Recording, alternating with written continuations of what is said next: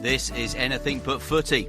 I'm Michael. I'm John. The budget for the Games has been slashed by $280 million, but planning for the Tokyo 2020 Olympics in 2021 remains full steam ahead, according to Olympic President Thomas Bach, who's been updating the media. He says the International Olympic Committee Executive Board are now more confident there'll be rapid tests and vaccines available in the new year to help a post-coronavirus Games.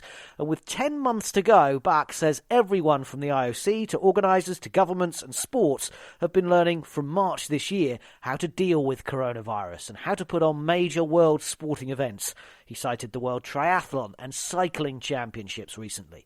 But he did mention for the first time that stadiums and venues might not be full with spectators, Michael. Yes, he was in a good mood, actually. He wanted to give confidence to the people of Japan, some of who are nervous, some are unsure about staging the Games next summer. He said this: big events can take place now under restrictions.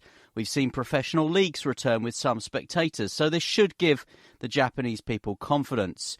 Now, the IOC chief also reiterated that he does want international fans at Tokyo 2020 in 2021, but he did have a note of caution, and that was around the strict quarantine rules in force in Japan currently. He said, you can't have any expectations that measures will be lifted at this moment in time.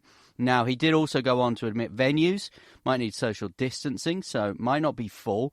And he revealed, although there's no timeline for decisions on format and staging, they are likely to look at it all again in December and then again in the spring of 2021, which is effectively, of course, a year on from when the Games were originally postponed. And on budget cuts, Thomas Bach says they are needed to make the Olympics fit for the post-COVID world and concentrate on the essentials, not just the nice-haves. He revealed Beijing 2022 Winter Games and Paris 2024 would also need to take heed of those post-COVID measures, sobering for anyone who thought this might be all over by Christmas.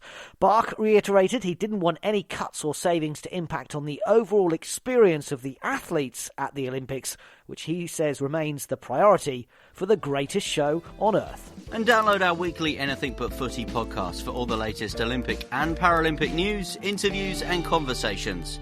We're on Apple and Google Podcasts. Just search Anything But Footy.